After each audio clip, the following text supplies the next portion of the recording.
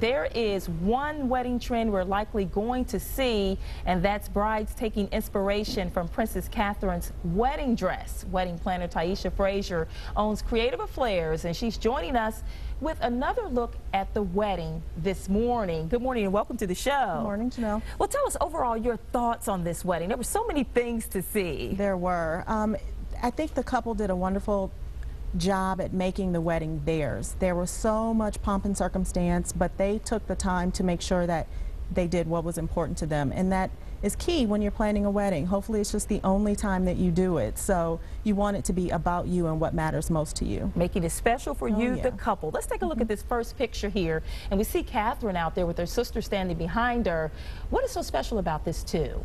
One of my favorite things about this picture, and you've seen it a lot, is the look that she gives her sister. But one thing I want to key in on here is her sister is wearing a very similar color in the white ivory shade, and I think that we're going to see a little bit more of that. It made everything very pure and classic, and it was the same thing with the bridesmaids. They had it on as well. So it didn't take away from anything, but instead complemented it. And a lot of times brides want to be the only one in the white or that ivory, but bringing it all together, simple and elegant. Yes, definitely. Food, a very important part of the wedding as well, and they had obviously so many little great touches to it too. Let's take a look at that picture. Well, here you see a picture of the canapes that they provided at the Queen's lunch, and there were over 10,000 of them provided by 21 different chefs. Wow. And so instead of having a seated meal, they opted for something lighter, one bite snacks. That's what a canapé is.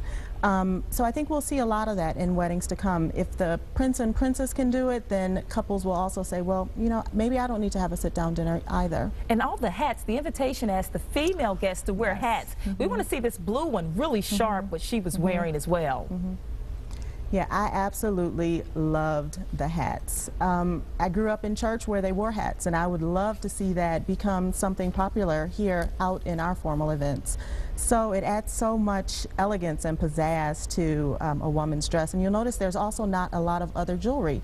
So her accessory is definitely her hat here in this picture. And finally, we want to see a shot too of the royal couple. They were leaving Westminster Abbey, and they just looked so happy and in love there as they were walking out of the church. Yeah.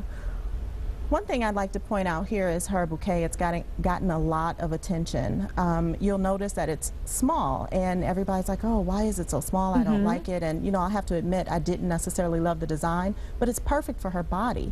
It doesn't take over her dress, and it makes it about her. It's an accessory. It didn't fill her up. So and it I looks love that really about the great bouquet. there with the dress, with the skirt coming down there. Some great tips there for us all to think about, you know, with those future weddings coming up.